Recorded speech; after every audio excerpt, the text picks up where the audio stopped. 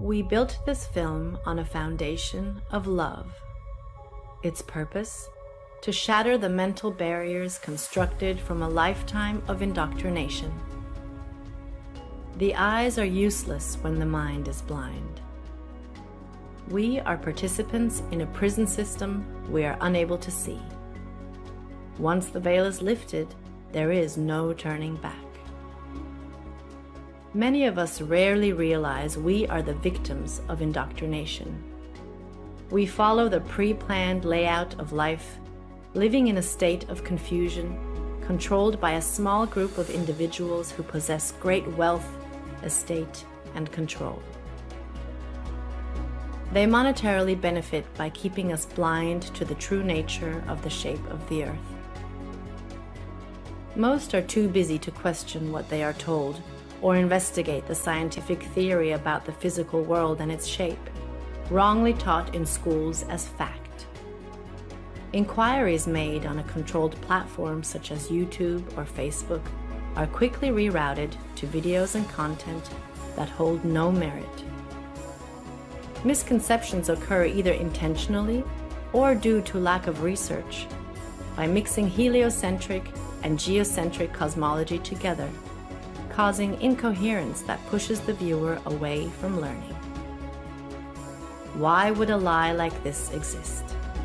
What purpose does this level of deception seek to gain? The hard, solid truth is that all the known space agencies and related industries have made untold amounts of money for many, many years, providing nothing but CGI, fisheye lens curvature, and Hollywood-style productions as proof. The following evidence should speak for itself through the testimonies of these professionals, pilots, and witnesses. To find yourself, think for yourself. The most courageous act is to think for yourself. Our greatest wish is for minds opened, questions answered, and the reign of freedom through truth revealed.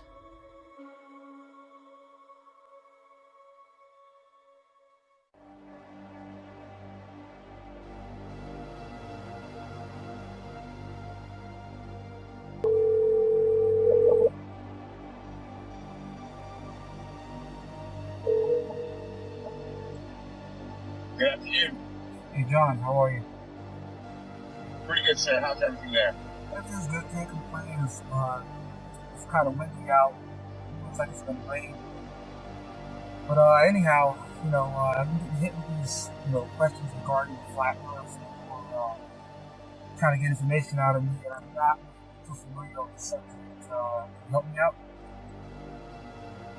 Yes, sir. Copy that. I'll give you a couple of relatively quick examples that you can also research and elaborate as well. Number one, I'm a pilot, and when I used to fly out of Long Island towards Nantucket, bottom line here is they're going to give you some type of formula for every 100 miles. They're going to give you some type of XYZ per kilometer squared. Keep it very, very simple. Every 100 miles will be approximately 1 mile. 1 mile is 5,280 feet. The actual number is 6666, which is of Luciferian origin, which really reveals who's behind all the conspiracy and cover-ups, for everything. But the bottom line here is a very simple formula is for every 100 miles, you have 5,280 feet, which is 1 mile of curvature. So 100 miles equals 1 mile of curvature. Now, if I'm going, let's say, hypothetically, from Long Island to Nantucket, that's about a buck and a half. It's about 150 miles. So it should be 1.5 miles. So let's just take a mile. So with aviation, you fly at certain altitudes, whether you're flying in a easterly, a northeasterly, to a southwesterly direction. So hypothetically, I'm flying easterly at about 4,000 feet, which is an even number. If you add 5,000 feet of curvature, that would be around 9,480 feet, which does not exist. So the bottom line is pilots know every 100 miles that you travel, you would be dipping the nose down to compensate for 1 mile, which is 5,280 feet of curvature.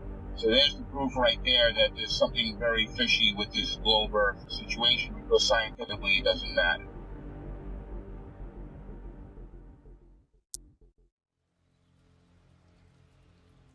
My name is Joshua Silva. I am a licensed commercial pilot and flight instructor. I have had a lifelong love of aviation and aerospace, and when growing up I even fancied myself an amateur astronomer. I would drag my family and friends and anybody I could to every air show I could possibly find in Northern California. I was the only kid you knew, or anybody knew, that knew the various components on aircraft, spacecraft by heart. I absolutely loved anything to do with flying or space. But my love of aviation and aerospace never stopped. I continued studying, had an entire library full of aviation books of various military and civilian aircraft, military history, every aviation campaign and theater in almost any war. I studied religiously, and it was just out of pure passion. Later in life, many years later, I decided to become a pilot. As strange as it may sound, it hadn't occurred to me to become a pilot up to that point. I just simply loved aviation and aerospace, but I decided to become a pilot, and I began attending a prestigious flight academy in the Midwest and attending university at the same time, and to gain a degree in aeronautics and aerospace. Shortly thereafter, I began flying twin turboprop aircraft out of Northern California for several nonprofit organizations, and years after that I found myself flight instructing for various small flight schools, both in California and in Arizona, and then on to large academies that trained for the airlines and even some military flights. Shortly thereafter, I began flying regional business jets, and that's when the story of me finding the topic of flat Earth started.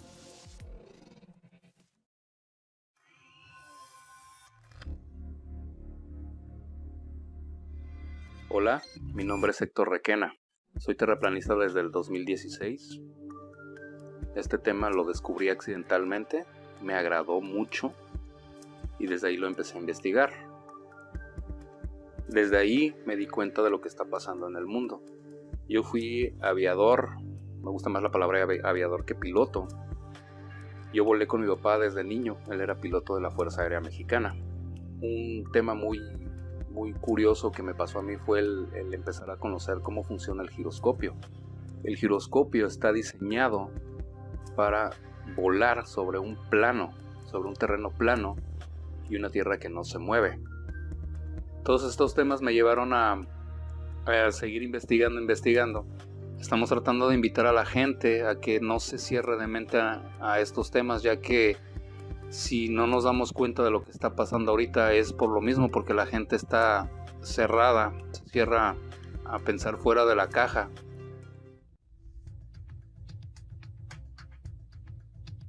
Been a military brat all my life.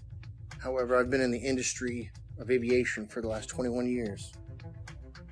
And I became an FE somewhere around 15 or 16 when I really started looking at conspiracies. I looked into Benghazi because I happen to work on government contracts abroad, overseas. But I've been in aviation for 21 years, anything from helicopters to aerostats to big birds, little birds, fighter jets, things with engines, no engines, big blades, little blades, compressor blades, which, by the way, that one's not a hoax. Jets do not run only on compressed air. Contrary to popular belief, it takes compressed air in a blended ratio of air to fuel to drive the now heated gas and rotate the compressor blades. This has been a topic of discussion between FE and, not everything's a hoax. Coriolis effect. With that ties into, obviously with no spin, around the axis points that they say exist at 23.4 conveniently, 66 off the 90 degrees, right? Everything ties into 666 with NASA and all the BS scientists. Our aircraft have things called ADIs, attitude direction indicator, which gives correlation between the aircraft housing or the shell around the gyro itself. The ADI is nothing more than a gyro that will always reference level. I don't care what any pilot says. I don't care what any mechanic tells you. You know, there's a reason that pilots have one book called a Pilot Operating Handbook, and there's every other book, right? From structures to avionics to wiring diagrams to the actual components that make up these systems. That is a standalone system. The ADI does not lie. You don't care how cold it is, how high you are, and some of these guys are pretty damn high. It doesn't matter where you're going. It doesn't matter where you've been. It doesn't matter where you are over the realm itself.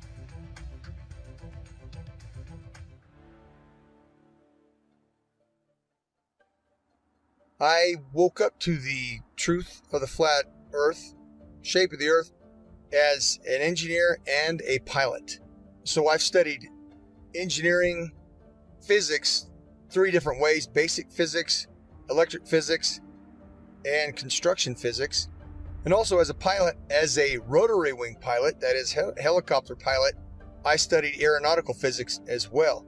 So I can cover and discuss just about any factor of flat earth. Not that I'm any smarter than anybody else, but I've studied quite a bit of factors that analyze shape and motion of just about any object. That's physics, also aeronautical physics, and principles of flight. I can tell you this: airplanes fly straight and level. That's even an aviation term, straight and level. Airplanes will fly for hours at the same altitude, never dipping their nose down to follow the curve of the earth. An aircraft on a 12-hour or even 18-hour flight from Portland, Oregon to Seoul, Korea, that would have that aircraft starting at one point and then flying so far around the earth that it's flying downwards with its nose vertically downwards, and then starting to go around the curve of the earth so that the airplane is now flying upside down. Would have to make that kind of a flight path on a globe, which is, it's such an absurdity. So that being said, I come into the true shape of the earth, the flat earth, as a skeptic, like most anyone else. I'll tell you my story. My buddy told me about this. He said, "Rob, you need to learn about the ice ring. You need to learn that the earth doesn't move. This globe is garbage."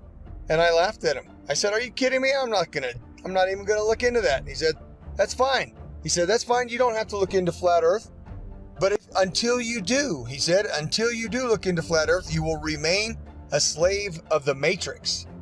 And interestingly enough, at this point, this was more or less November, December 2015, I had already mentally resigned from the U.S. military for 3 years.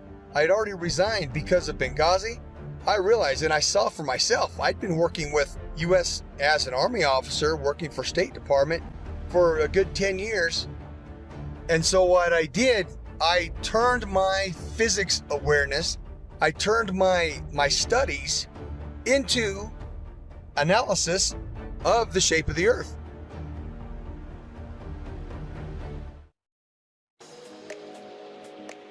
I have a bachelor's degree in English and International Business and a master's degree in Emergency Management. Emergency Management is an area of study that deals with lessening the effects of a natural or man-made disaster. Areas I had to study related to emergency management were meteorology, geology, geography, hydrology, and oceanography. You have to know well how Earth works in order to prevent or lessen the consequences of a natural disaster. In 2019, I wrote the book called 16 Emergency Landings Proving Flat Earth. Not many people know that when I was younger, I worked for an international airline. I worked at the International Cargo and Logistics Division of the company at São Paulo International Airport. I had to know all international routes in order to provide our clients the precise information about import and exports, as well as the logistics of transporting cargo internationally. Our company transported from a simple parcel package to cars and helicopters to anywhere in the world. Having access to all areas of the airport in 1988, the Brazilian soccer team was about to board their flight towards Australia to take part of the bicentennial Soccer Cup in Australia. It was a tournament to celebrate Australia's 200th birthday. Two South American teams were invited to take part of this tournament, Brazil and Argentina. At that time, we had access to several maps, all based on the globe Earth model. The Brazilian squad left to Australia with natural conclusions that this charter flight was going to Australia over the Pacific Ocean, as the global model suggests. Perhaps stop in Santiago, Chile, and then head to Australia. To my surprise, the flight went to Los Angeles. For several days, I could not comprehend the reason why that flight went to Los Angeles in North America to then go towards Australia in the Southern Hemisphere. This thing kept alive in the back of our mind for all these years.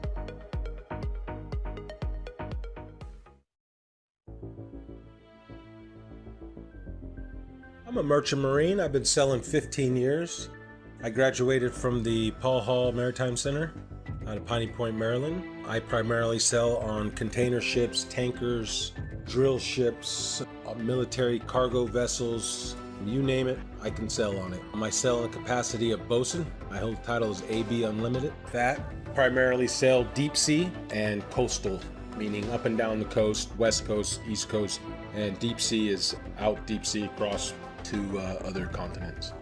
What led me to the flat earth was actually my sister. We've always been into the conspiracies and the 9/11 and Sandy Hook and all that stuff. And one day she said, hey, you want to see a conspiracy, you should look into the flat earth. And I looked at her and laughed because I had seen the videos come up in the feed and they showed that disc thing in the space, and I laughed at it and whatever. And she showed it to me and I laughed at her. And I went and pulled out my phone and I looked up a video. You can look it up. It's called Dragon Link FPV to Space.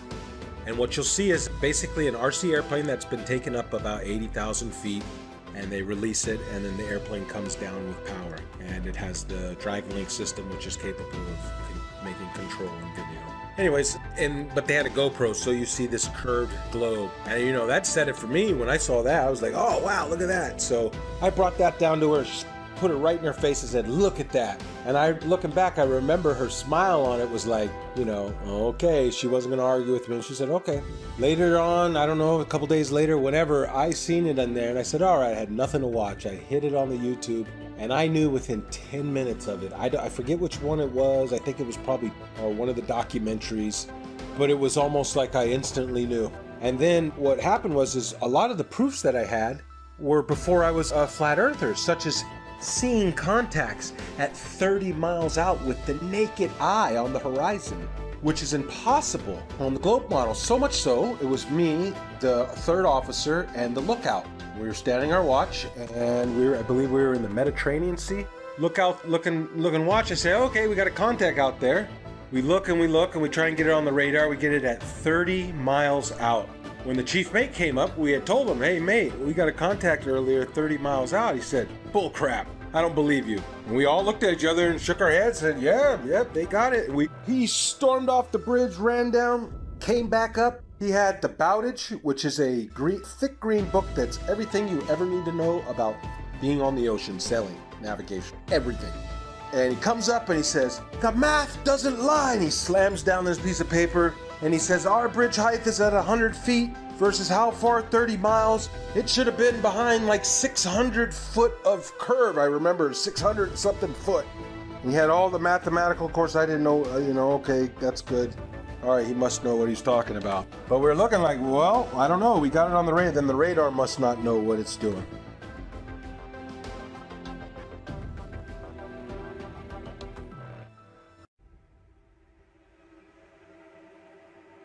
You can just call me Jay. That's what my friends call me. That's what I go by. I just go by Jay. My work experience, I joined the Navy when I was 17 years old. I had a secret security clearance. There's different levels of security clearance. There's like a lower level, then there's a secret, which is what I had, which is like a mid-level, and then there's a top secret. I did not have a top secret clearance, so there's a lot that I don't know. But I did have a secret clearance. So it's basically the mid-level security clearance for the government that I had, and I did that job for 8 years. I worked in operational intelligence specifically. The radar navigation, there's a limited scope of what we're able to see. Now, granted, this is 15 or 20 years ago. what I mean by that is, with it being 15 or 20 years ago, the technology nowadays on the new warships, I would imagine, are just off the charts advanced compared to what we had, 20 years ago in the early 2000s when I was doing deployments for the Navy.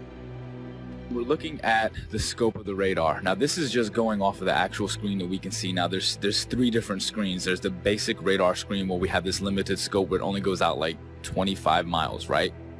Then there's this other bigger screen, and I forgot the name of it, but it goes onto this huge projection in the Combat Information Center. Basically is where all of the information is housed. And on this huge screen, we can actually zoom out and see a significant portion of our area of responsibility. I can't say the exact number. Again, a lot of this is classified. Basically, when we zoom out onto this large projectile screen, it goes in and out, right? So the reason why we're able to zoom in and then pull back out is just for accuracy. So if we're looking at something that could just be like a buoy in the water, right? Just one of the little tiny buoys that the ships can use as kind of placements to track where they're going, that can be mistaken for an actual small watercraft. So we have to be able to differentiate between that and some of the ships that we're looking for, because some of the deployments we're out there looking for drug ships, we're looking for other types of ships, submarines, basically just to keep a track of everything. That's basically what the Navy and Coast Guard do. They want to make sure that they know what's going on in the seas, and that's kind of the way the United States Navy operates. They're basically dictating what happens in international waters.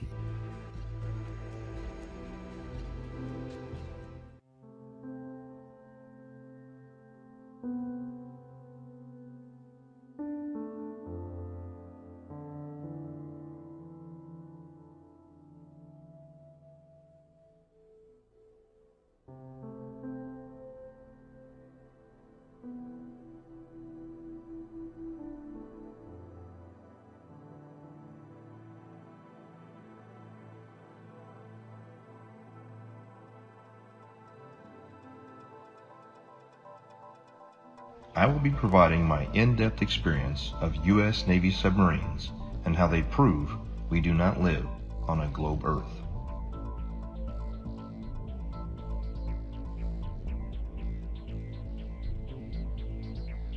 However, due to the nature of my job and the security clearance that I hold, I wish to remain anonymous.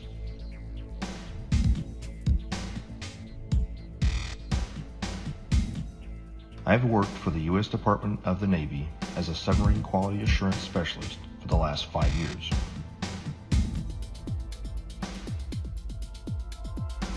My job is to ensure that each submarine is built properly, safely, and to the engineer's plan.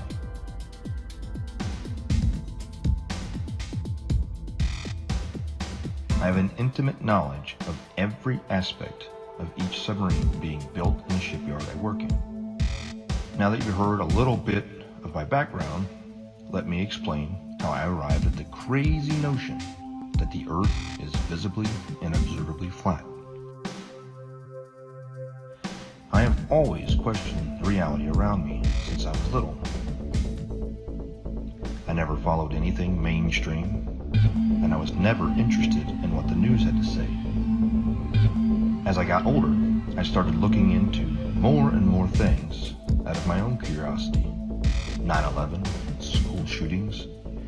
I eventually started researching the moon landing because it just never sat well with me. And it didn't take long for me to completely unravel that for the hoax that it is.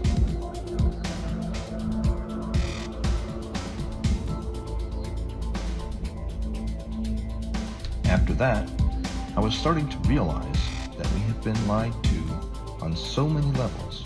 What else could there possibly be? Then I saw a video about the flat Earth pop up on my YouTube recommendations. At first, even with my awakened mind, I thought this was absolutely ridiculous. I decided that I'd look into it simply to disprove it and move on. It should be easy, right?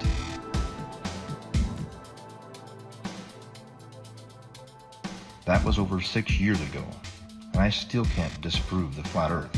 In fact, the more I research it, the more it reveals. This leads me into my submarine experience. looking back on everything I had accomplished while on active duty with eyes to see, has only served to solidify my stance that we live on a flat and motionless plane.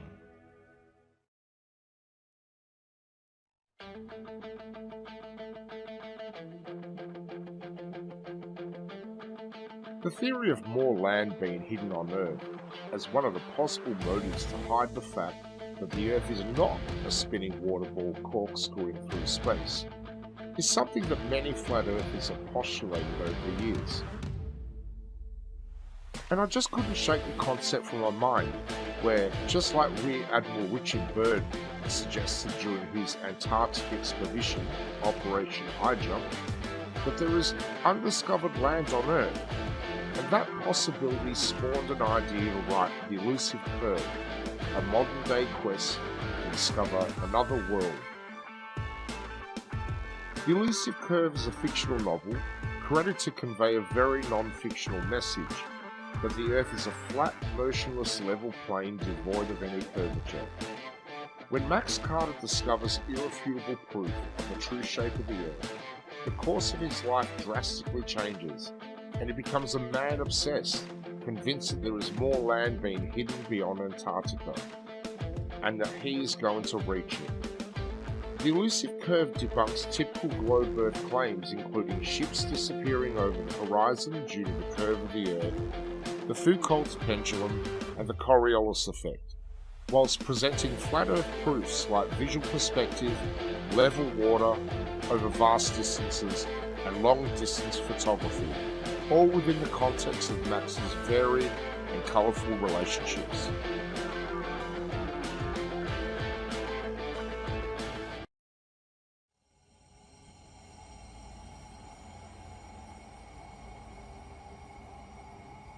Also, there's a semi-classified naval communications device. When ships are communicating ship to ship on the ocean, U.S. Navy, semi-classified laser communication NAVCOM device, which also does data as well. So if they're communicating with ships 70 miles, 100 miles or more, like I said, every 100 miles is a mile of curvature.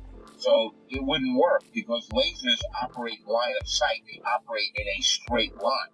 There's no curvature to the laser. So the bottom line here is the naval NAVCOM classified, semi-classified system that they use to communicate ship to ship, that operates on a laser, and if there was curvature, anything over, like I said, 100 miles is 5,280 feet of curvature, and the ship's diameter is nowhere near that, which you know. So there's another example, the naval NAVCOM communication device. Also, there's a woman, female KLH pilot, KLH Dutch Commercial Airlines. She got fired from her job a while back for questioning this issue. Now, they didn't throw her out of the company, but they gave her like a desk job, so this way they kind of keep her around and quiet so they can control. But she's a very sane and rational woman. If they ask her, what happened, and she starts talking, it's going to raise serious questions. So we got the KLH pilot, we got the laser NAVCOM, U.S. Navy. We've got my personal experience flying from Long Island to Nantucket. There should be at least 5,280 feet of curvature added to the 4,000 altitude average while heading easterly. So there's something very wrong there. The numbers don't work.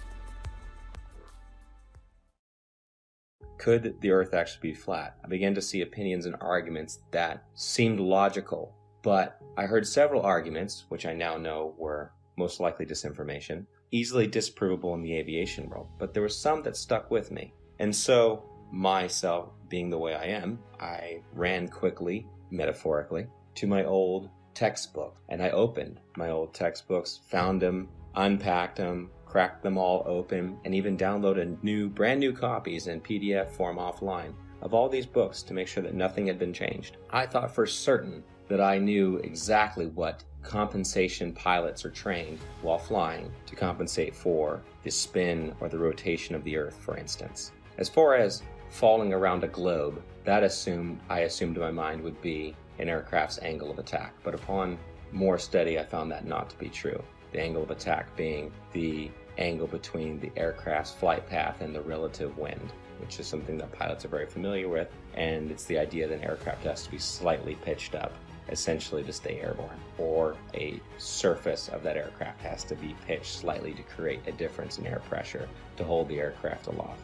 And that is assumed, or was assumed at that time by myself and other pilots, to be the compensation one would make for falling around a globe while flying, period. But upon further research, I found that this was not the case, and it was not even mentioned anywhere. This compensation was not mentioned anywhere I could find in any resource that I had gone to flight school with. And they were extensive. There were many, many books, especially as one progressed towards the commercial flying side, especially elective courses, especially if you're going to university as I was, studying aerospace, then you would assume, and I had assumed, that this was calculated for. Again, as far as ADIs, in every aircraft, it references the level horizon or references sea level always. There's no way that you can convince somebody of sound mind that if you take off from New York and immediately flip upside down, now your housing or your ADI is referencing upside down to you because you're upside down. It's right side up.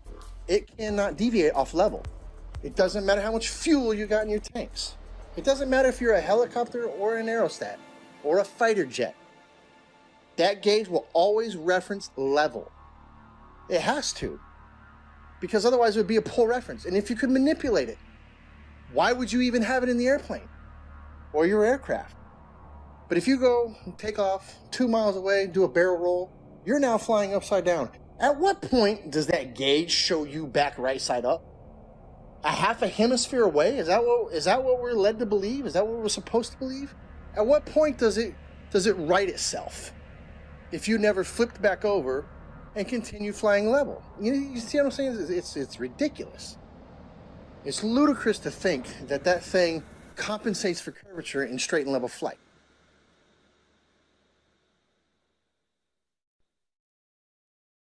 The big one that is oftentimes quoted is compensation for Coriolis effect while flying. And this is something I'd even taught my students about, and it's always assumed to be correct. We just assume. We're given the narrative from a young age, and everything is built upon that assumption, upon that theory. And so I thought I had the silver bullet. Coriolis effect. We always calculate for that. Well, as I began to look through the books and to look into the calculations given for Coriolis effect, the narrative began to fall apart even further. I began to see things I didn't notice when I was in school, such as Coriolis effect is actually never calculated for, but is assumed to be a part of wind correction angle. Wind correction angle is one of the many calculations pilots of all kinds make while flying to correct against winds in whatever volume or section of air they're flying through, which it could be from any direction, and you're flying through it, so you have to compensate a certain angle into that wind to hold a straight line. Interesting side note, I worked on aerostats for several years, and I always ask people who try to bring up gravity, well, how come my 4,000 pound, 74,000 cubic foot aerostat isn't getting pushed towards the ground? It weighs more than you do, which you believe gravity is pushing you down, right? Because these are some dense ass people. But how come the aerostat's not getting driven into the ground? It weighs more. It's definitely larger than the size of a house. It's more than size of most houses. So why isn't it getting driven to the ground? Well, that's because it's displacing less weight than the atmosphere or the medium that it's in. And I try explaining that. I don't know how many times you've probably posted something on this. I don't know how many times we're going to have to post something on this.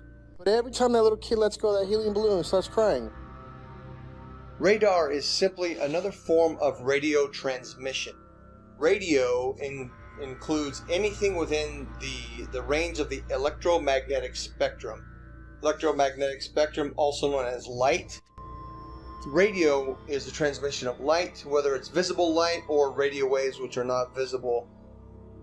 When it comes to radio transmissions, there must be a transmitter and a receiver. There can be a reflector or a transmittal unit along the way. However, in the end, there's got to be at least transmitter and a receiver. And in the case of radar, radar transmits a signal and it bounces off a reflector, and then it comes back to the receiving station. Or it can go to other stations if they're set up in the network properly. Long story short, radar emits a signal, it bounces off something, and then it returns to a receiving unit, and the receiving unit maps that reflection accordingly. If there is no reflector, then there's no return signal, and then the object does not show up on the radar. For example, it's off the screen. Notice, there's no curving around anything. It goes out in a straight line. Radio signals always travel in a straight line. So the transmitter sends the signal out to the target, bounces off, and it comes back in a straight line. Radar cannot travel over the curve, and hence, radar is dependent on line of sight, direct beam from the transmission to the target. It reflects and it comes straight back. There is no curving around anything, thus is radar.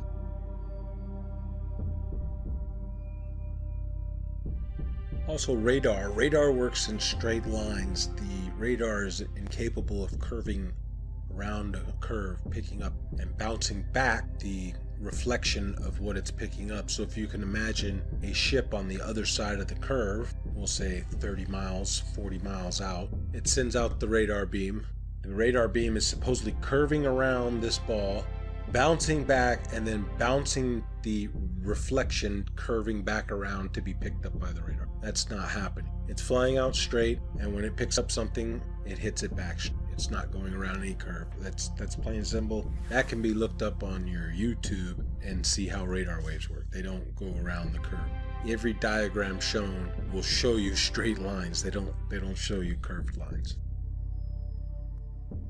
As we zoom out to look at the larger scope of things, once we verify that, we're able to zoom out over a large distance. Now, over this screen, at the time, I was like 18 or 19 years old, all right, when I was doing this job. I wasn't thinking about flat earth and any of this other shit. I was still indoctrinated and under the assumption that the earth is a spinning ball. I never thought about flat earth or anything like that, but I always thought it was weird that as I'm looking at this massive radar screen, I always used to think, how come we're looking at this and I can see, like, we're off of the coast of Argentina, for instance, right? Like, how is it that I can see this far out and it's not like over the horizon or curve, because it's so far? Like I said, we use a lot of these other link signals, and they're called links. They go by different names. I can't say the code names. Some of them I forgot. Some of them are, again, this is classified information. I can't give any specifics on these. But some of the links that we use, not only do we speak to the actual ships and track them, but we speak to aircraft, 10,000, 20,000, 30 and higher, 30,000 feet and higher is what I'm saying. It's not just a matter that they're 30,000 feet directly. It's not like they're directly above the ship. This is what's interesting, is this aircraft could be 50, 60 miles away and 30,000 feet in the air. So you understand, like, the angle that you have to take to be able to track this aircraft from a ship that's moving on the water? Think about that for a second.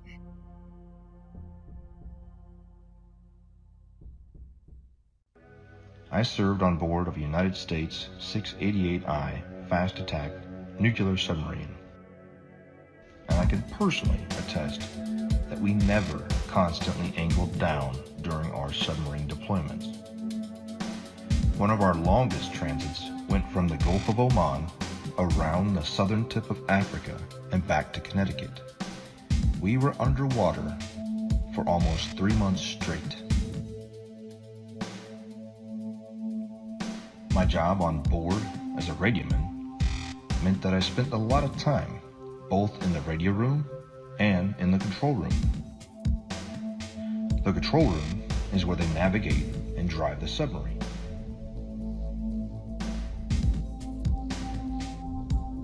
I never once, in my 5 years active duty, heard the officer of the deck or the diving officer give the order to consistently change the angle of the submarine to compensate for the curvature of the Earth. The primary task of the diving officer and the helms and plainsman is to maintain the submarine as level as possible while in transit. If the Earth had any measurable curvature, I am certain we would not have been able to make this incredibly long transit without accounting for it.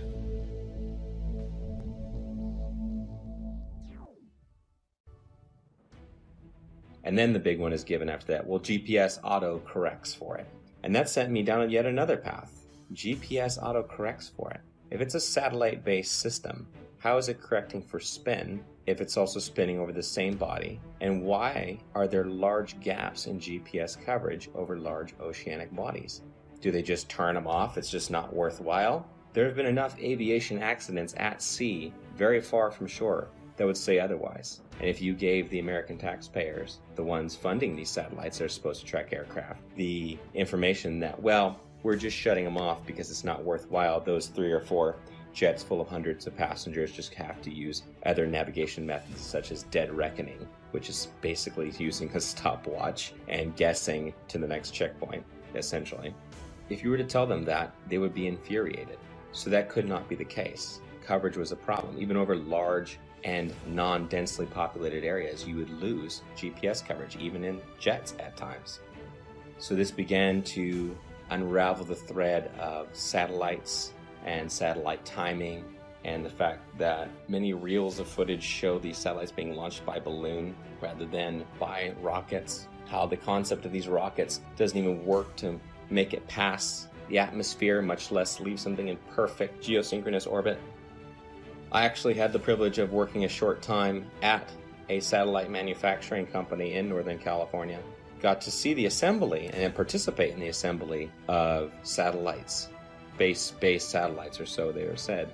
There would be small bottles encased in these structures that were encased by another structure. The small bottles were the fuel cells. These fuel cells were incredibly small, smaller than a diver's tank in most cases, much smaller.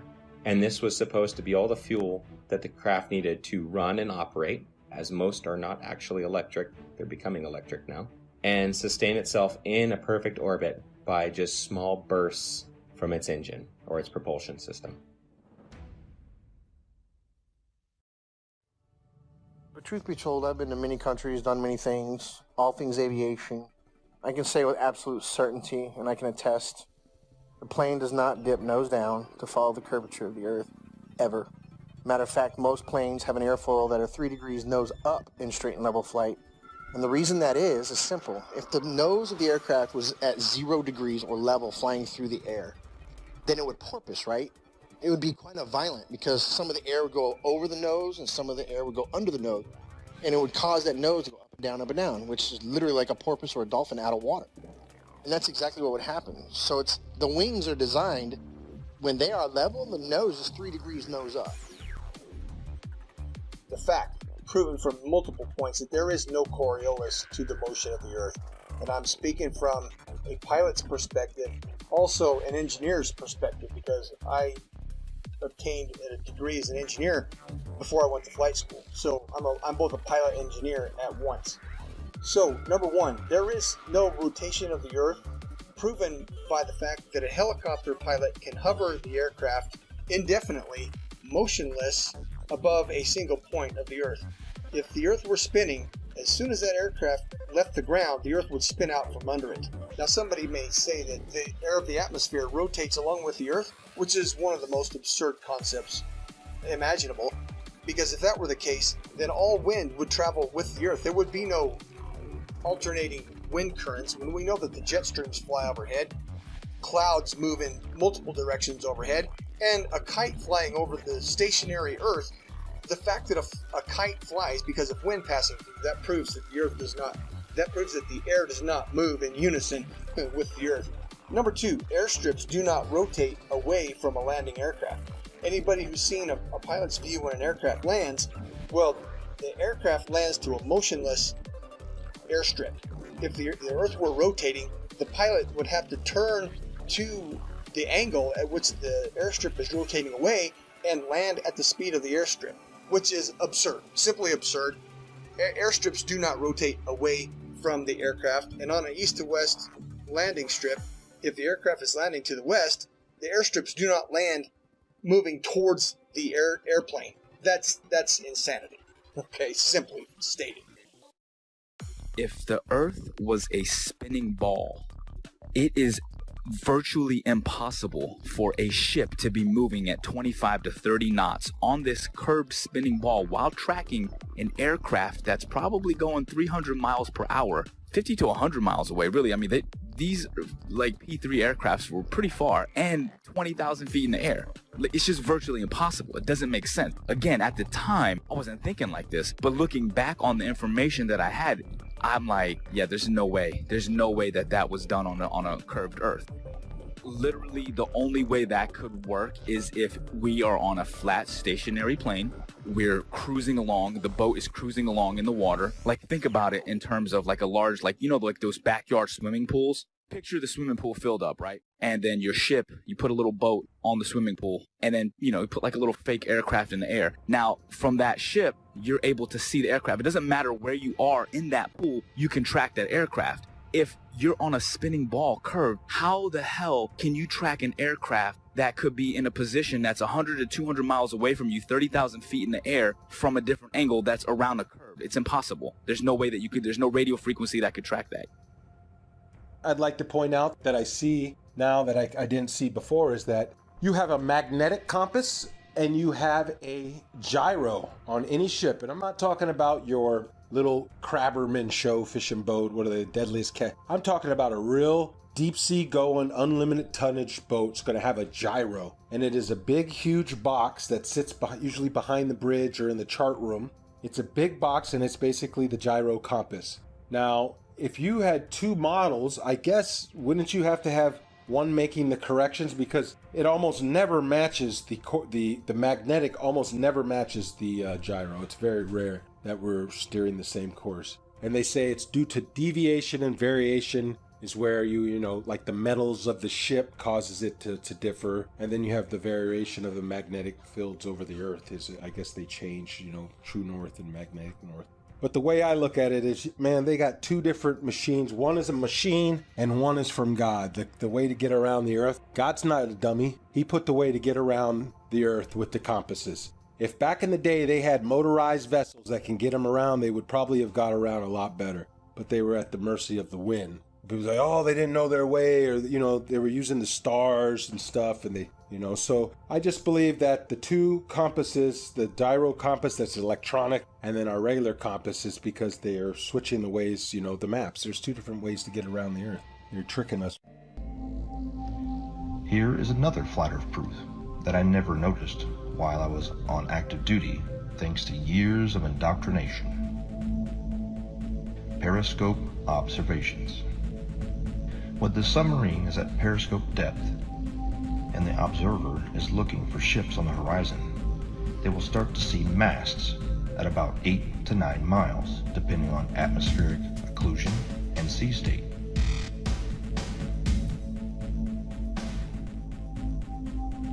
The hull of the ships won't be visible until about 5 miles, depending on atmospheric occlusion and sea state.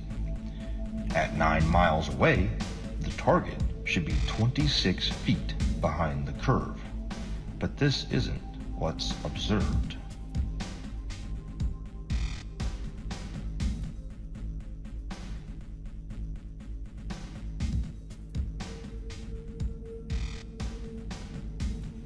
My final flat earth point on submarines is with regard to the AN/WSN TAC-7 ring laser gyro that is used on board of U.S. Navy submarines.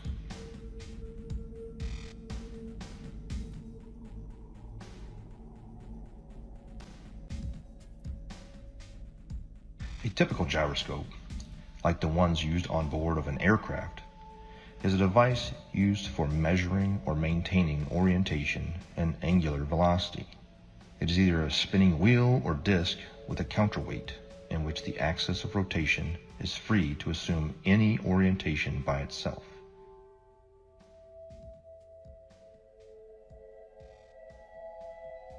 When rotating, the orientation of this axis is unaffected by tilting or rotation of the mounting, according to the conservation of angular momentum. However, a ring laser gyro doesn't have any established weight. They use light as a point of reference. It spins up a disk that shoots out lasers, and it has a digital encoder that deciphers where the laser strikes inside of the gimbal system. No make-believe gravity required. Let's just say we're like 30 miles away. These missiles can shoot much further than that. I can't give you the exact number, but say we're 30 miles away, okay? 30 miles is far. So from our ship, we can track on our little, we have like a missile projectile. It's like a radar, but it's a little bit different. It's specifically designed to track the missiles. You actually input the coordinates, latitude and longitude of where you want the missile to strike.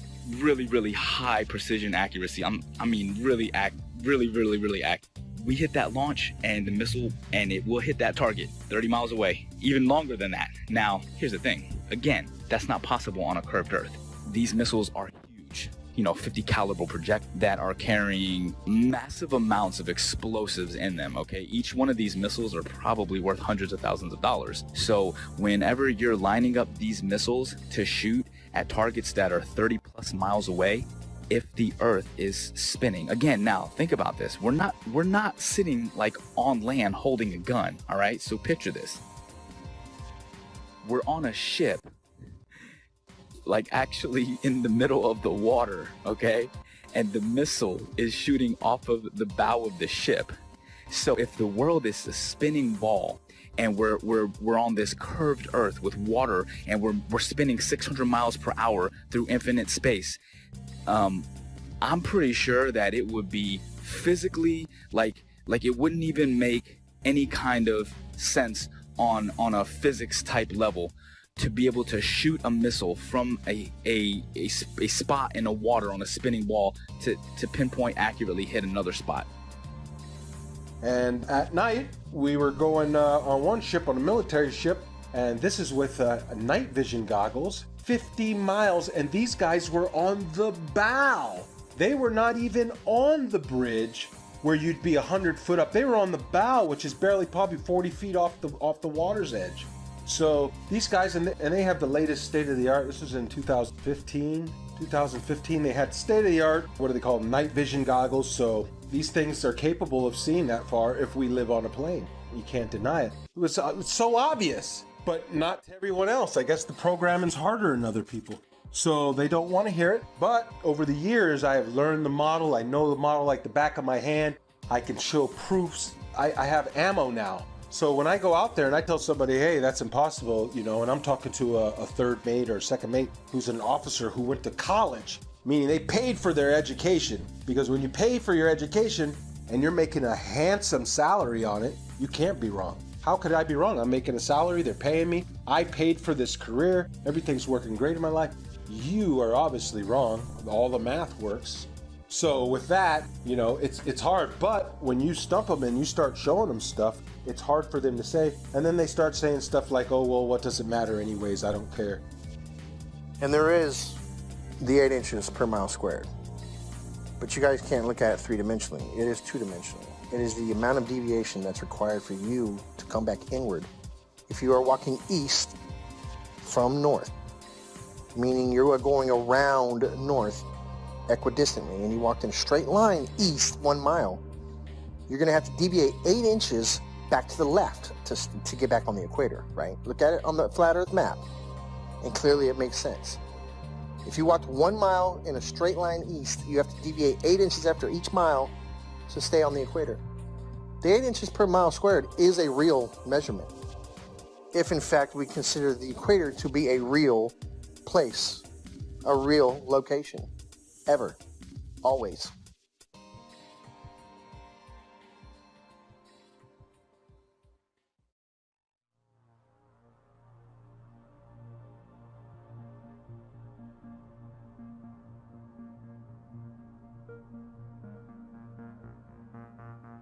In 2015, I came across YouTube's suggestions for Flat Earth videos. My first reaction was to laugh off. After seeing Flat Earth videos in one of my favorite channels, I decided to watch one. When I came across a Flat Earth map, which I had never seen before, it immediately sparked me to look at that flight route Rio-Los Angeles, Sydney. And I could then understand why the Brazilian soccer team went to Los Angeles and then to Australia for the tournament. The Earth is flat, no doubt about it. The following weeks and days were followed by more research and disbelief. I had been a NASA fanboy my whole life, paying 2 visits to NASA's Johnson Space Center in Huntsville, Alabama, besides spending so much money in science and science fiction related documentaries, movies, merchandise, etc. But a waste of time. I also tell mates about they lay down and we use all our charting is done on flat maps, straight lines. They never draw a curved line. Every line is straight. Straight lines, everywhere we go on a flat map. And I try to point it out to them. And what they tell me is, Mr. Marcator has put all that in there for you. It's all equated in there for you. You don't have to worry about it. All the curvature calculations for it and everything's figured right into the map. So the straight lines and everything are actually bending somehow. I don't know. So these are just the proofs that I see. Along with, you can see the corpuscular rays are much betterly observed out at sea because it's nothing. It's like a desert. And so you can see the sun like a flashlight just shining down in a cone. Everywhere, if there's a little bit of clouds are right, it looks like a cone, and I point it out all the time to these guys. And I get them thinking, but the programming goes hard on people, and if you're not ready to wake up, well, you're not ready to wake up. You'll just have 1 foot in, 1 foot out. You'll be back in the illusion before you know it. The narrative began to fall apart. I would continue studying and finding that what I fear to be true is reality. That we have been lied to about just about everything. Upon researching military history and then military training and speaking with military gunners in both the Army and the Marine Corps that I know personally, I would ask them about Coriolis effect. And it was always assumed that, yeah, we compensate for the Earth being, a curve, that it would drop. We calculate for the Earth curvature. But even upon asking and having them look into their materials further and my own personal study, again, it found to be an assumed truth with no actual basis in reality. That they would calculate bullet fall based upon angular velocity, drop, friction, amongst other things. And curvature was supposed to be just corrected along with it, just like flying, wind correction angle corrected for Coriolis effect. I've done many of them personally. I've flown more than 1,070 hours in both helicopters and airplanes, and I will tell you factually that aircraft meet their checkpoints, they take off, they meet their checkpoints, and they land exactly as planned on a flat stationary map. No pilot, I say again, no pilot has ever accommodated for the rotation of the Earth when planning flights and takeoff to checkpoints along the way, and then landing. Pilots can plan so well that they can take off and land hundreds of miles away down to within 30 seconds of their planning because the Earth simply does not rotate. A waypoint would be like this. Like, let's say we're out in the middle of the water and we want to hit a target that's like directly to our west, 15 miles away. But that target is able to track our missile coming at them. We don't want that target to know where the missile's coming from, so we can put in waypoint. And a waypoint would be like putting a point out like 20 miles east, and then another point like 15 miles north, and then another point like 10 miles south of that, and then put in our target. You see what I'm saying? So the missile doesn't go directly from the ship to the target. The missile will actually fly to the latitude and longitude of the waypoints that are put in, and then it will curve from there, and it will hit all the waypoints and then attack the target.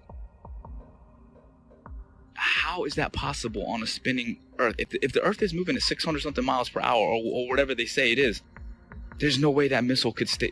There's no way that missile would be able to keep track. Do you understand what I'm saying? At least that's how I'm looking at it. It may be a little bit harder to visualize if you actually weren't seeing it the way that I would see it, or there, or understanding and putting in the coordinates or seeing how this actually worked out. But I'm telling you, like, from my perspective, that is one of the things that makes it virtually impossible to accept the globe as this, well, It's a fake lie. It's a theory. It's garbage is what it is.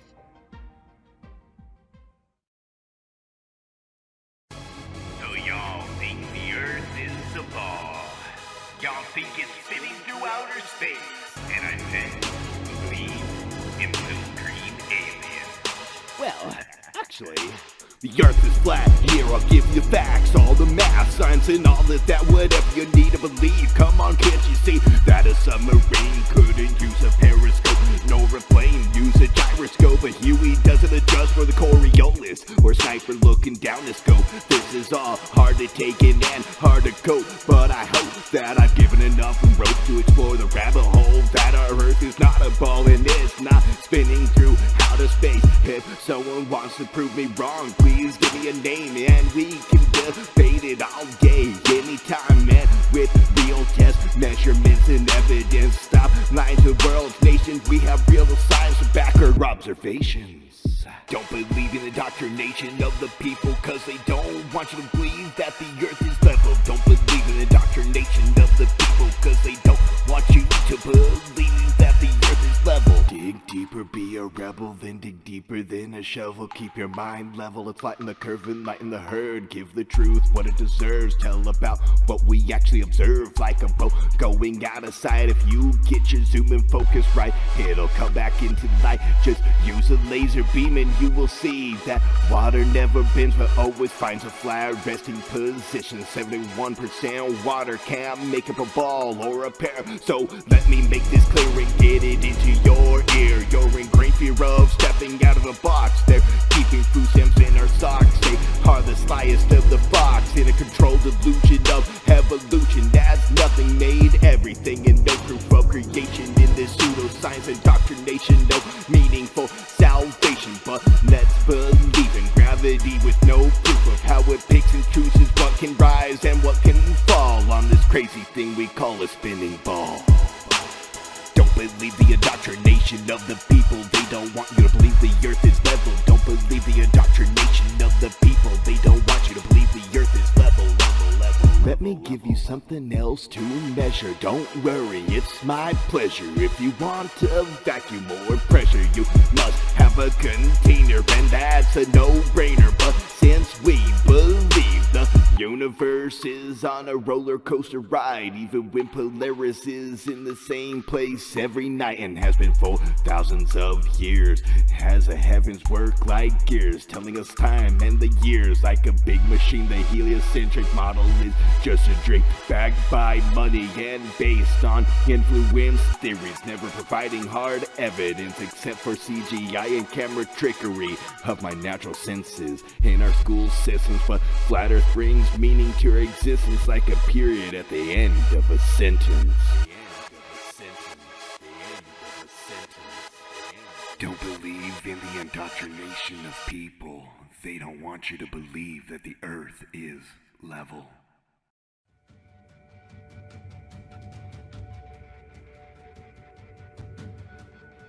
When it comes to a deception this big, it's hard to dismiss.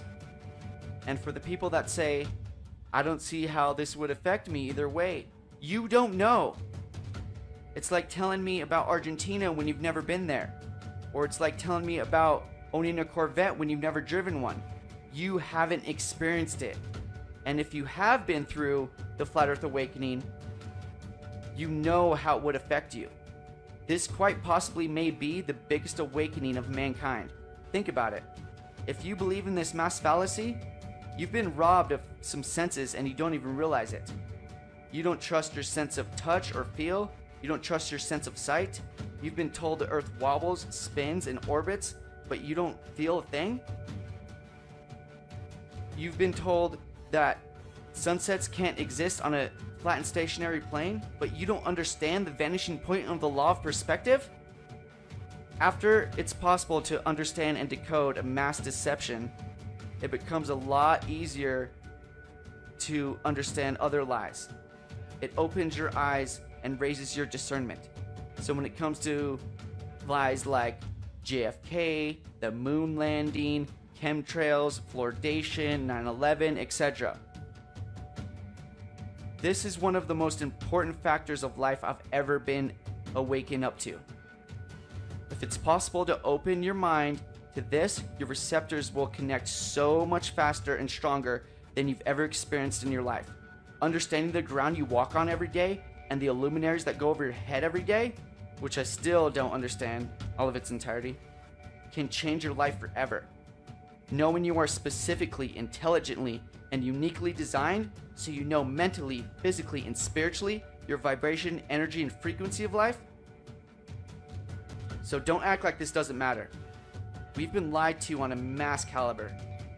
We can prove we live on a flat and stationary plane with observable, repeatable, testable experiments with data, hypothesis, and conclusions without depending on blind faith, indoctrinated, religious, theoretical, nihilistic, opinionated philosophies.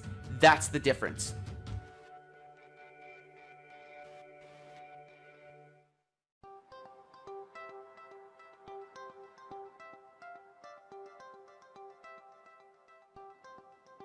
Is it possible that almost everything that we were taught from the time of our innocent adolescent time as children to the completion of our chosen path of studies in college was not only incorrect, but was part of an educational doctrine of spiritual disconnectedness from what truth is and what our reality in the world that we occupy today?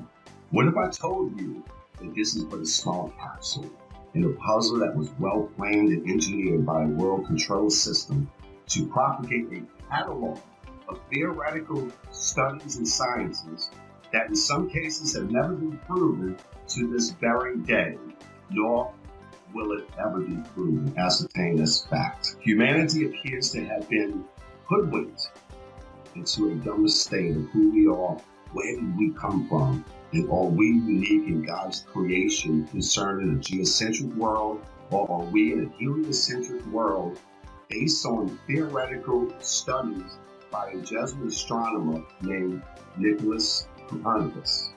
He suggested this in 1543.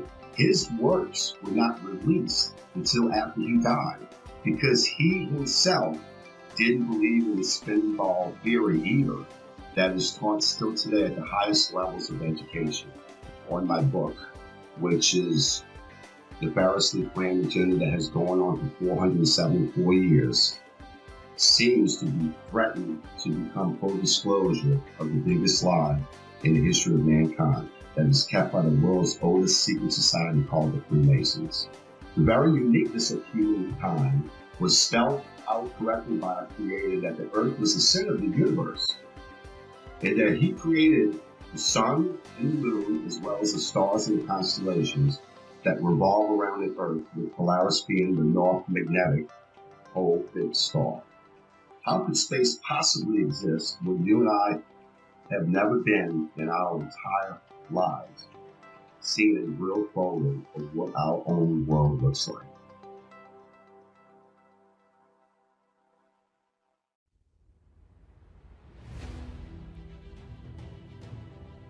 Max must constantly deal with the stigma and ridicule of being the crazy flat earther from friends and family, and bombardment of typical questions like, why would they lie? How could so many people keep such a big secret? And what does the shape of the earth even matter anyway? The elusive curve presents all the main arguments for a flat earth and solid arguments against a spinning ball earth in a fun and realistic story format, recommended for all flat earthers and curious-minded people alike. Join Max on his journey as he attempts to convince his friends that the shape of the earth is not what they know, while he plans for a mission to discover more land on Earth with his ambitious and somewhat crazy plan to acquire a high-altitude pseudo-satellite to prove the shape of the Earth one way or another. The Globers definitely scientifically we're looking at flat earthers have some very, very, very valid points according to those three examples. Thank you. You got it, brother. Anything else? No, that about answers my question. Quite a lot to take in. I've taken some notes. Thank you. Thank you again. You're welcome, sir. Any questions? I'll be here for a while. Contact me anytime. All right. God bless. All the best. God bless.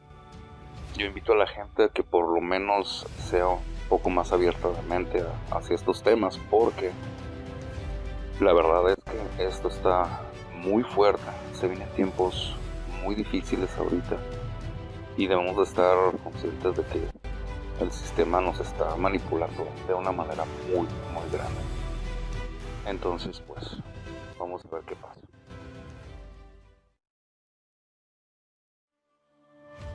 So that began my journey down the flat earth.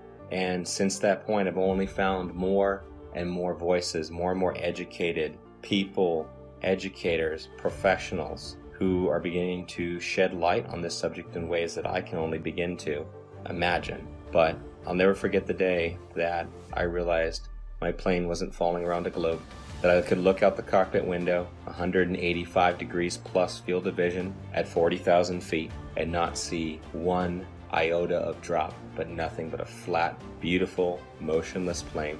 The assumed calculations that we made that were compensating for Earth rotation were just a part of a calculation based upon wind speed and the angle we had to hold in order to fly against that wind and go in a straight line to our destination. It's one of the most freeing truths I've ever experienced, because in some small way, the idea that these other conspiracy theories and things we've been lied to about are true, but this biggest one is the biggest truth of all. We've been lied to about everything. It means we can start over. We can start again. At this time, at this point in our history, we are uniquely positioned to make that change. And if I can make one statement to the people out there, it's simply this. That's it. That it's level. You cannot fall off the edge of an in-ground pool. It is level. Where you put your feet in the water in France, it's the same height that you're going to put your feet in New Jersey and Brazil. Do some research. This is not the only thing out there that needs to be researched, unlearned and relearned. The Department of Education, founded by Rockefeller in 1908, did a good job of proving that the mode of ignorance that he calls his education board, you are the proof it's working. The mode of ignorance widens every day. It gets bigger and bigger every day because people keep believing what they spit out. Unlearn. Thinking outside the box. The box is the cap that you got at graduation. So understand that for the first 18 years of your life, you didn't learn the truth about anything. You were simply told, and you got a reward for repeating it. Now it's time to think for yourself. It's time to do research and do your own testing. Be your own white coat. Knowing the earth is flat has placed me in sync with our Creator, His creation, our hidden past, and with the future we hope to build. A future where we should not have an organization called United Nations governing the world. When there is no globe, there should be no globalization. This is my message to all of you. Peace.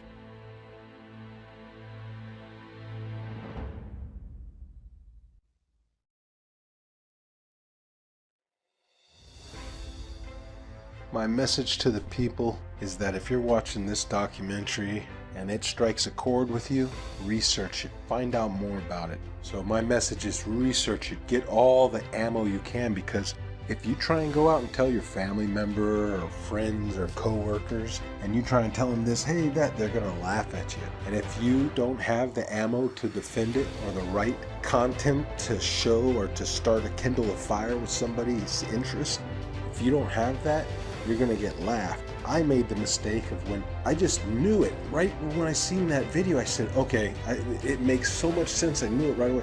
I went and tried to tell everybody before I knew. I just blurted out little proofs. Airplanes don't dip their nose, the water lies for, and they'd hit me with some of that science stuff, that pseudoscience, and I couldn't defend it, and I would look like a fool. And then when I had the knowledge, it's harder to defend it because they've already don't take me serious. But now I've gained such a knowledge on it and such what you would call ammo that I can defend it in a way that you're going to get one of these reactions.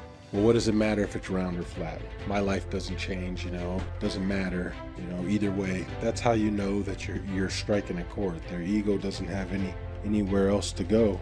So from there you can work on them. But like I said, learn the model, learn to defend the flat earth model before you tell your coworkers, loved ones, or anybody, for that matter that you don't know, because people you think that you know well are going to look at you like you're crazy. And unfortunately, that's due to the programming, and everybody believes one thing, so how dare you believe another? You got to fall in line.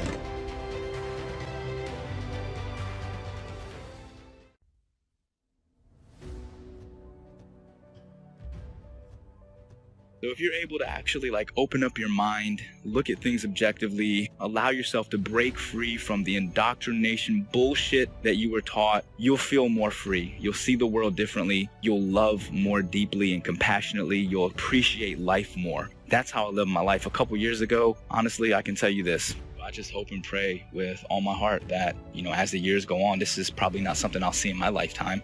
But, as my children grow older and my children's children, as the generations go on, the truth will start to emerge. And it is starting. I mean, it's incredible, that so many people are starting to really awaken. But, 10, 20, 50, 100 years from now, hopefully we can break free of the chains of indoctrination and really see the world for what it is and actually appreciate it and love the world and love each other. And I think if we all understood that there is a creator, people would be less inclined to be so abusive toward each other and the earth. So that's my big message for the people. Just think for yourself. At the end of the day, just be a good person. Don't be so quick to just believe something and stand by that belief just because it was taught to you at a young age. Question it. Make sure it makes sense. In closing, I'd just like to say that these are my own personal experiences. I never ask anyone to simply just believe everything I'm saying. In fact, please don't. That's how we've gotten into this whole mess to begin with, by blindly following others who say they've already done the research for you. You allow deceptions to occur.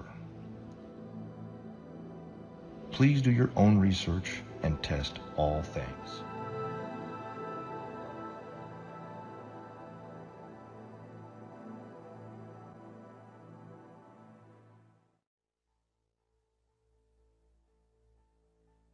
All space agencies are part of the cover-up because they are also Freemasons. It is my consensus that space is fake. And NASA was set up this deception and even admit that images of Earth are composites and computer-generated images. Since 1958, NASA has literally force-fed us to and continue their trickery, sorcery, wizardry, and being only God of oneself, yet cannot get high enough altitude to provide humanity with one single photo of what the very shape of our world is. I believe strongly in the very senses that God gave all of us. And instinctively, our senses are 99% correct. And my book will help those awakening sheep remove the dark shades from this massive deception. And for those who are unwilling or unable to think past their noses, then those sheep will remain asleep. My book is part of the Great Awakening from pseudoscience that has put man living in a Newtonian world of Einstein physics, ruled by Frankenstein logic. Game is over. Consciousness shift of stupidity because of poisonous indoctrination to separate your soul and reality from truth and knowledge. But hold tight, folks. A real awakening is happening all over the world.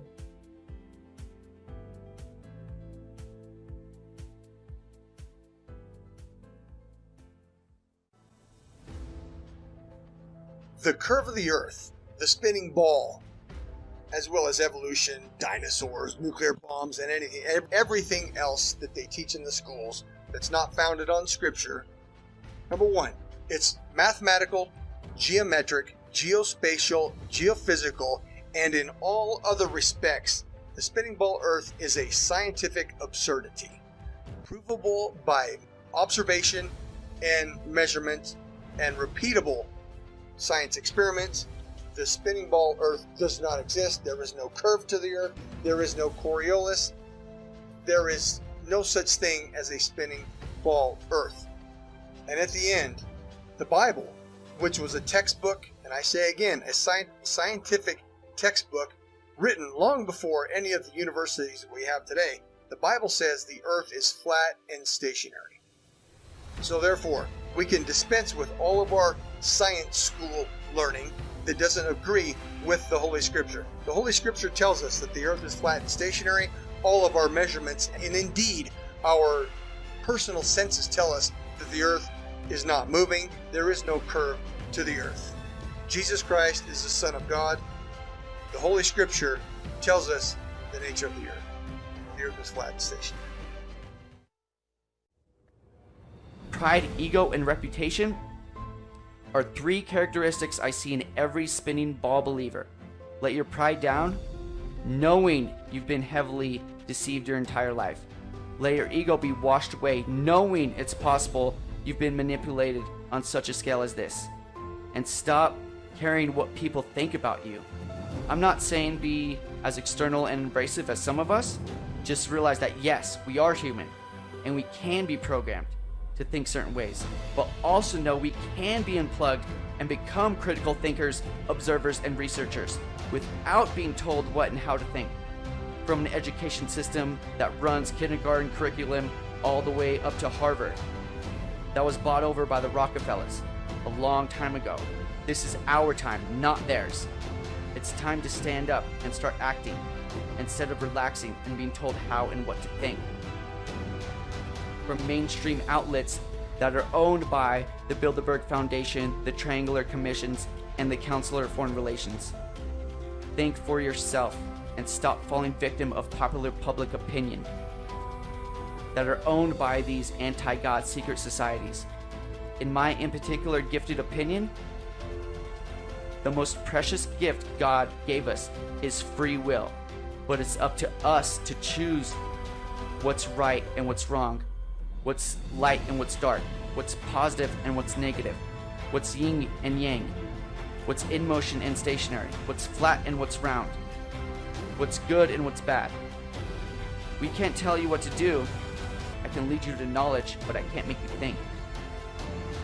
It's your choice to take the blue pill and go back to sleep, or to take the red pill and stay awake the rest of your life, knowing you are chosen. Because many are called, but few are chosen. And I promise you, once you go flat, you do not go back. They couldn't stop this movement if they tried, because truth prevails. Rest in peace, the globe.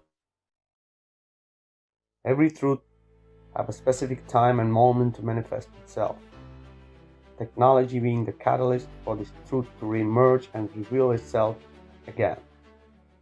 And proof that it's not a myth, fantasy, or a misunderstanding of our ancestors and all ancient cosmologies.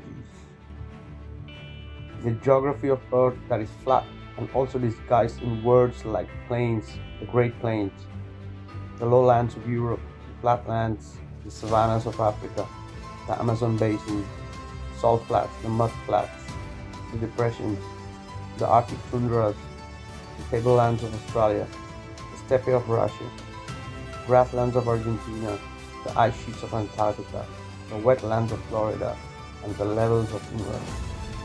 Over these vast plains flows rivers and canals like the Nile, Amazon, Mississippi, and countless more, for thousands of miles flowing level in every direction. The oceans and seas that occupy 70% of Earth is flat and level water, but science have no way to prove that it curves or sticks to a spinning ball by a magic force called gravity. The majority of the seabeds of the seas and oceans are abyssal plains.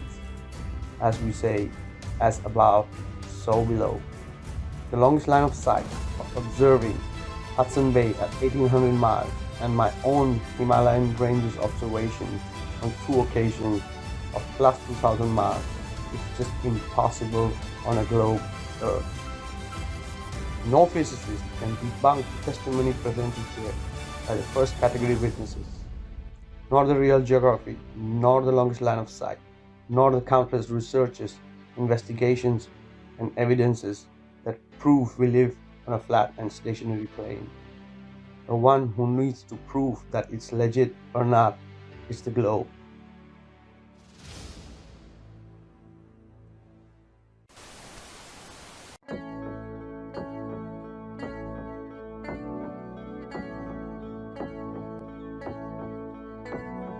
Wonderful, magical, celestial light, fantastical, mystical, wonderful sight. Belgian Swiss physicist Auguste Piccard, 1931, first to reach for the stars, was the first to explore the air view stratospherius, a scientist curious to see what was there. An aluminium black ball gondola, helium balloon, hydrogen with photos and instruments, sailed towards the moon, rose in just half an hour, 52,000 feet, 10 miles up, depth air pressure, left for dead, trapped in heat and cold, but disproving gravity. Wonderful, mystical, beautiful sight, flat line separation of black from blue light, a world run by deceivers, false make-believers, hiding in shadows, stealing our light. Mystical, fluorescent light, wonderful, magical, awesome, yes, stealing our light. Wonderful, let there be light, supernatural, eternal, up we go, higher than rainbows, higher than mountains, above cumulonimbus, higher than air, high level horizon, 360 around us, flat right round behind us, any height that you dare.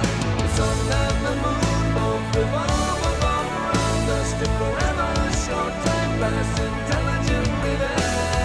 You'll never beat us, you'll never defeat us, no more you deceive us, we see through you like air. Kipper and Picard were the first ever known to reach up there. Divine, luminescent light, mystical, wonderful, celestial light. So what was their eternal testimony? What did they report back to humanity? Said it seemed like a flat disk far as eyes can see, with an upturned edge fading into infinity.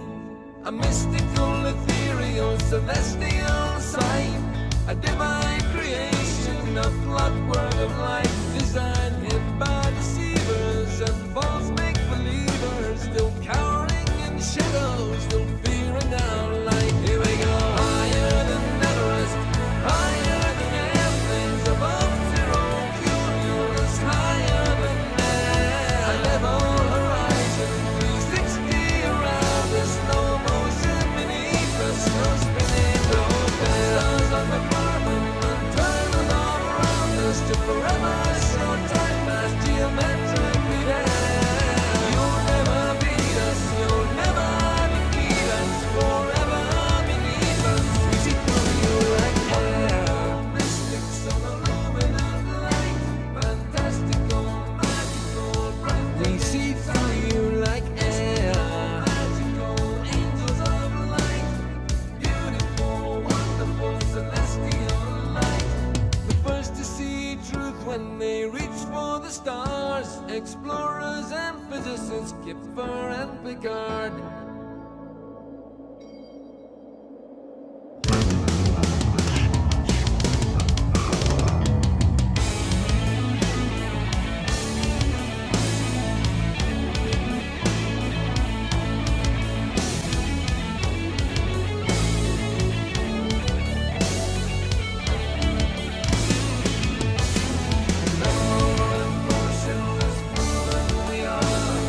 Never